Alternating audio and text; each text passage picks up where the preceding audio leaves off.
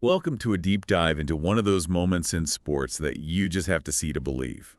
We're talking Vince Carter, the 2000 NBA Slam Dunk Contest, and a performance that's still jaw-dropping all these years later. It really is a moment that transcends basketball. Even if you aren't a huge fan, the sheer athleticism and artistry of what Carter did that night is captivating. It feels like a breakout performance at a music festival. That moment a band goes from up-and-coming to legendary.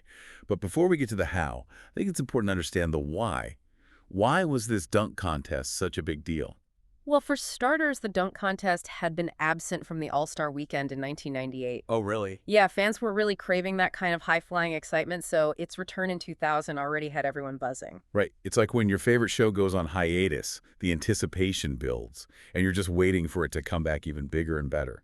And then you had this young Vince Carter. He was already making a name for himself with the Toronto Raptors, but the rumors about what he had planned for the dunk contest were insane. There was definitely a sense that something special was about to happen.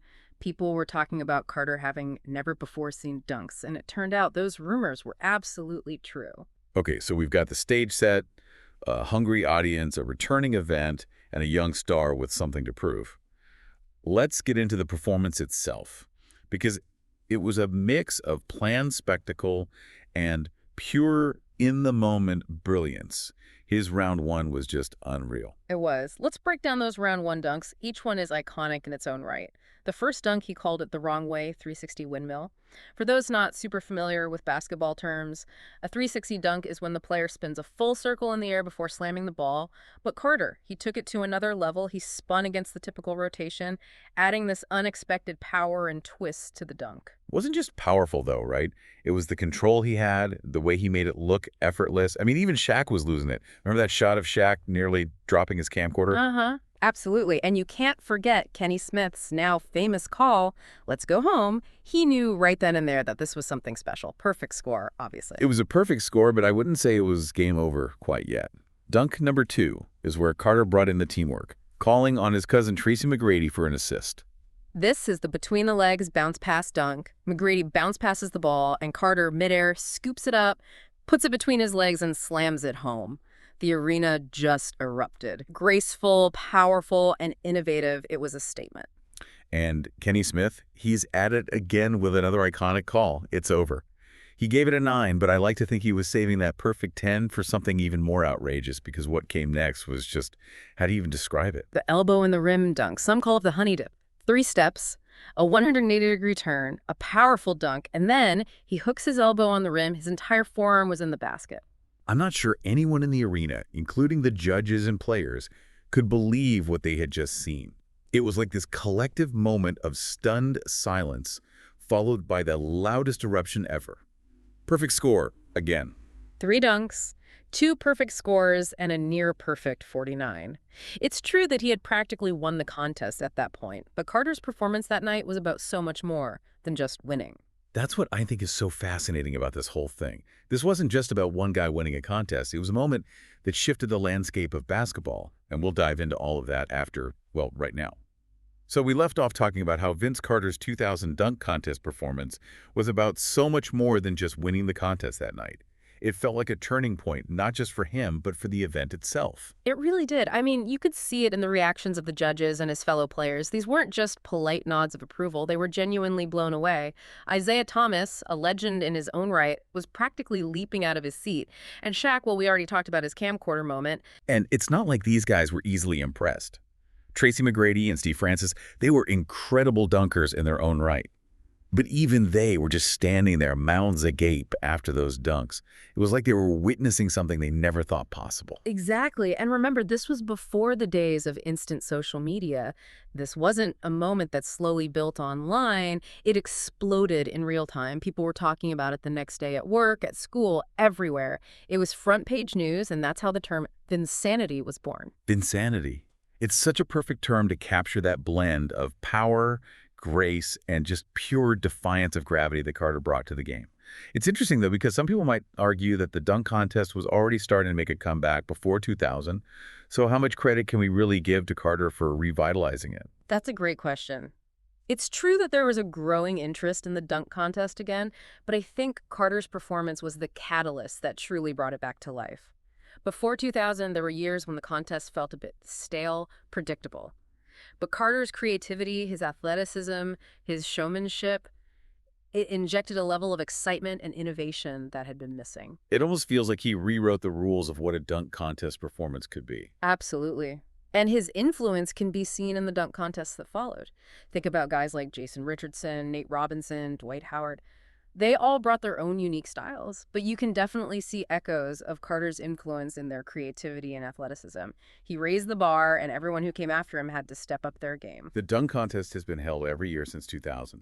It's gone from being an event that was almost retired to one of the most anticipated events of the All-Star weekend. That's the power of a performance like Carter's. It reminded everyone why the dunk contest is so special, why it captures our imaginations.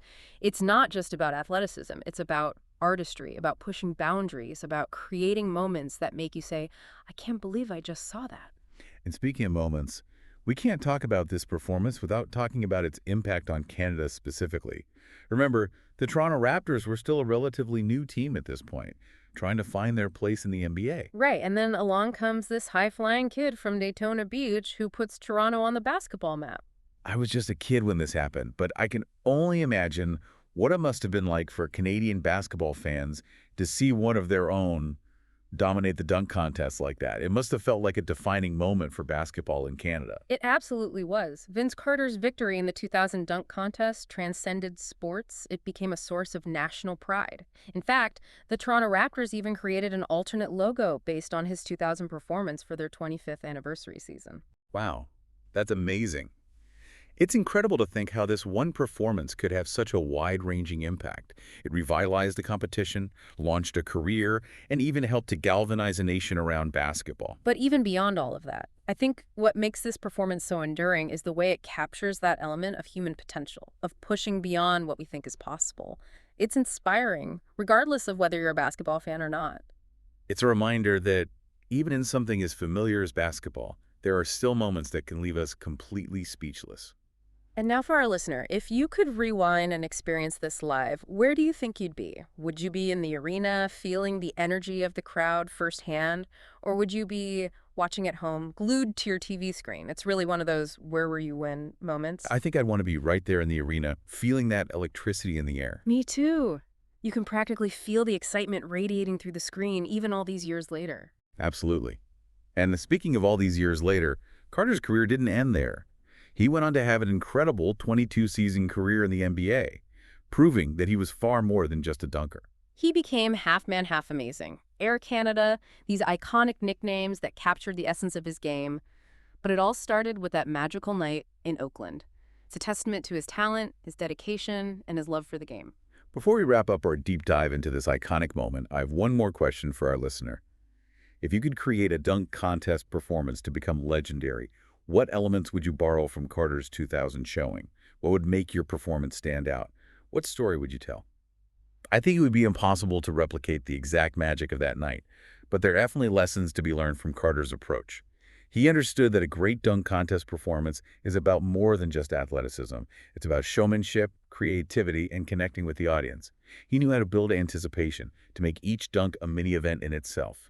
And he wasn't afraid to take risks, to try things that had never been done before. Exactly. It wasn't just about the dunks themselves. It was about the whole package. The way he presented himself, the way he interacted with the crowd, the way he made it all look so effortless. It was a masterclass in showmanship. Speaking of things that had never been done before, I have to ask, have you ever actually watched the footage of this dunk contest?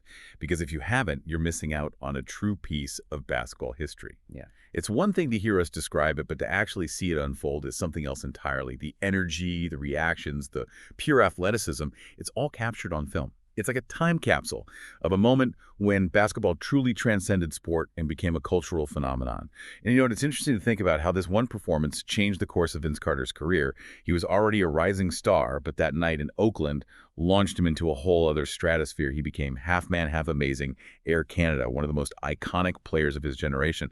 And it all started with that dunk contest. So whether you're a diehard basketball fan or just someone who appreciates witnessing greatness, I urge you to seek out that footage. It's a reminder that even in a game as familiar as basketball, there are still moments that can leave us utterly speechless, moments that redefine what's possible and inspire us to reach for our own version of greatness. Thanks for joining us on this deep dive into Vince Carter's legendary 2000 dunk contest performance. Until next time, keep exploring, keep learning, and keep dunking on those expectations. It's funny you mentioned showmanship and connecting with the audience, because that's something that really stands out to me about Carter's performance. He wasn't just out there throwing down dunks, he was putting on a show. He absolutely was. Think about that moment after the elbow dunk. He holds his pose, his arm still hooked on the rim, and just looks at the crowd with this knowing smile. He knew he had just done something incredible, and he was letting the moment sink in for everyone. Yeah, he wasn't just dunking, he was telling a story. Each dunk had its own build-up, its own climax, its own reaction.